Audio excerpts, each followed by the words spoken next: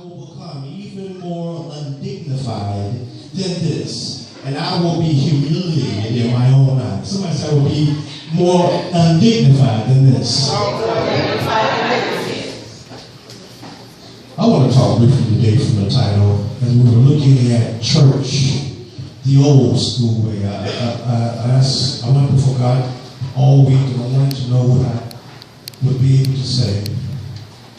And I want to talk to you today from the title of Singing in the Rain and Dancing Through the Pain. Can you say that with me? My God. Singing in the rain, dancing through the pain. Y'all don't help me preach this.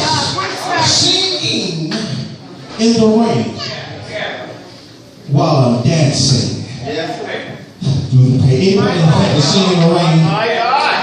Has anybody had to worship God and dance even through the pain?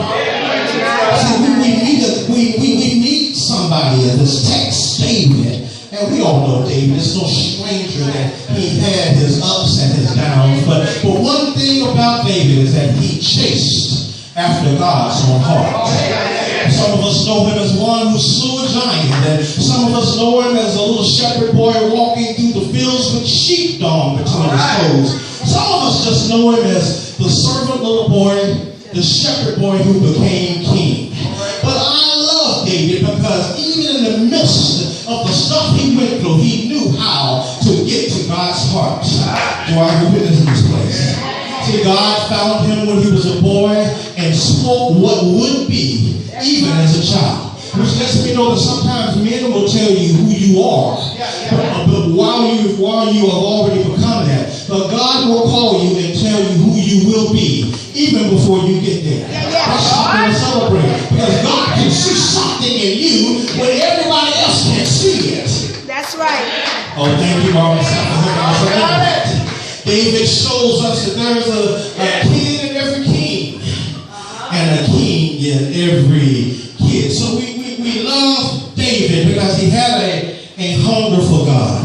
But as we look at what we're talking about today, about church, the old school, the old time way, I see three things that we as a church need to do. I'm gonna go old school and do it with 3 points in the close. Can I do that? I want to say the first thing that we've got to put first things first. Let me say that. We've got to put first things first.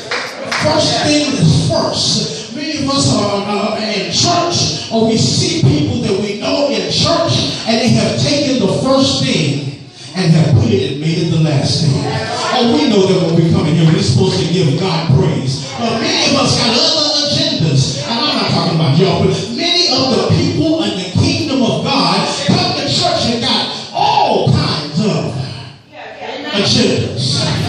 Oh, y'all know what I'm talking about. I see it everywhere. We got people looking for book deals, and singers looking for record deals, and people looking for TV deals, and all kind of deals, and we just forgot who the real deal is. You can have your conferences all day, but if we can put Jesus on the back burner, then worship isn't for real. Yes, sir. Oh, we can't have it the old school way until we put first things. Somebody say first things first. Oh, man, that's like being married to somebody and they gamble all the money and you didn't have no money left to pay the rent. You've got to put first things. Preach that. See, David, you know that he was not king at first. His father-in-law was king. And God saw something in David because David wanted God's heart instead of the treasure.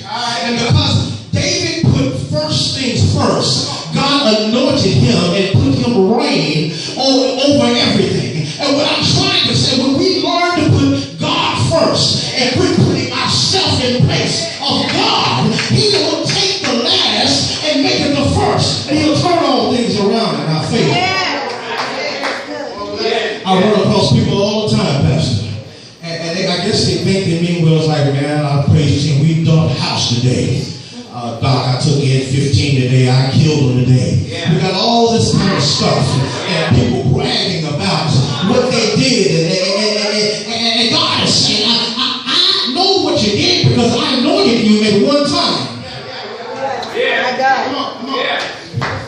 So, some of us think that shouting is everything. All right. You know what I'm talking about, women? Sometimes shouting is an exorcism.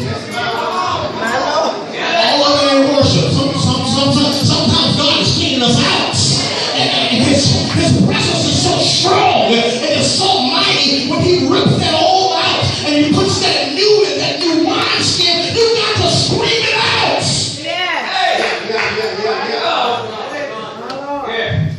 Obedience is better than sacrifice. So God is saying, I'll take an obedient church. And when they get obedient, I'll show up in the midst. And then we'll shout the old school way. Oh, I'm just trying to say, we got to go back and put first things first. I think God is tired of us looking for all this stuff and making these grand appearances. I wish I could go in, and I'm not going to call names because it's not about that, because none of us are perfect. But I see things in the spirit realm when I walk into churches, and I don't see that in this church. I felt the presence of God each time I walk into this place last night. But we see places that want a new type of worship.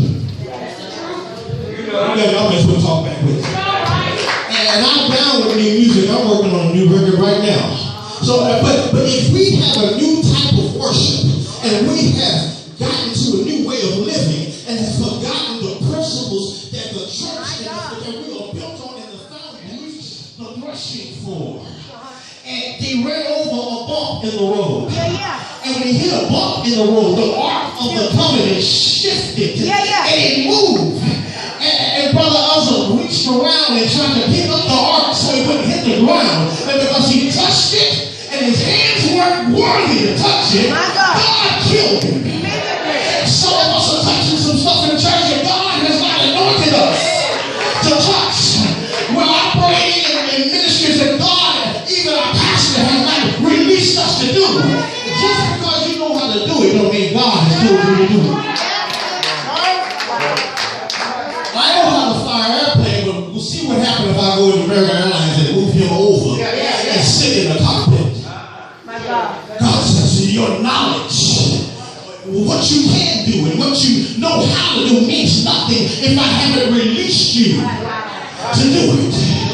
So David found himself in a situation because he came to a bump in the road. How many people in this room has ever hit a bump in the road?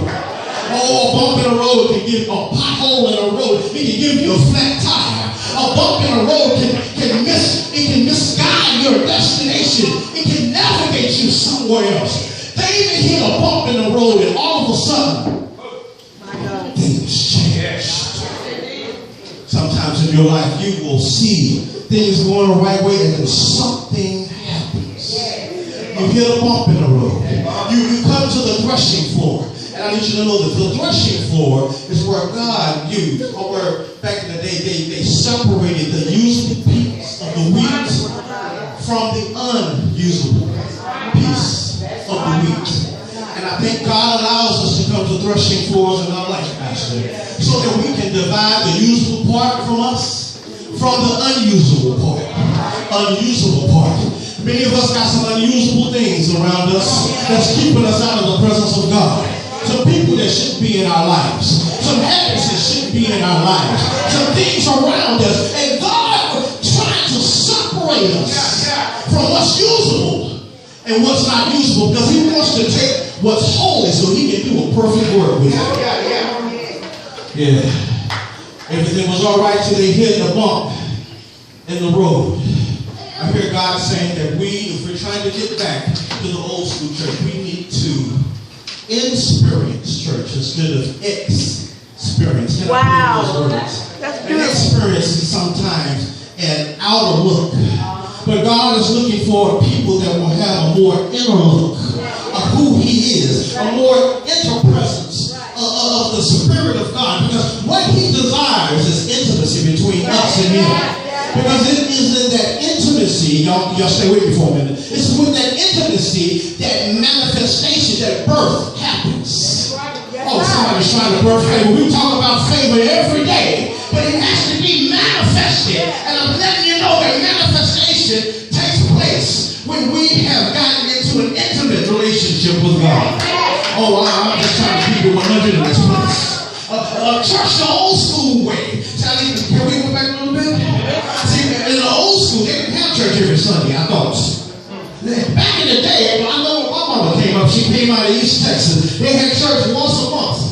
My God. And they would try to see whose horse was going to hook up with whose wagon so they could get their way to church. Wow. And they got released from the plantation long enough to get to church. So when they finally got there and walked in waiting for 1 month, when they played the first song, they were ready to shout right then because they were glad to be in the service. Many of us take it for an example or take it for granted that we can just come to the church anytime we want to. But in those days, the door was open. And when they walked in, they were ready to do this thing. I hear God saying, I just wish we could go back to our first love. Our first love is, y'all met the Christians, I'm talking about new Christians. The money issues I have is not enough for me not to praise Him. But when I think about the goodness of God and all He's done for me, I can dance all night. Somebody said David danced all day, and David danced all night because he thought about what happened with him and Bathsheba, and he owed God a praise. He thought about all that happened to him when he was fighting a lion, and he said, I owe God a praise. He thought about he used to be a shepherd, but now he's a king, and he decided he owed God a praise. And of course, somebody in this house owe God a praise. It may not be like you want it, but you owe God a praise. Oh, for 1,000 tongues to sing. Our great Redeemer's praise.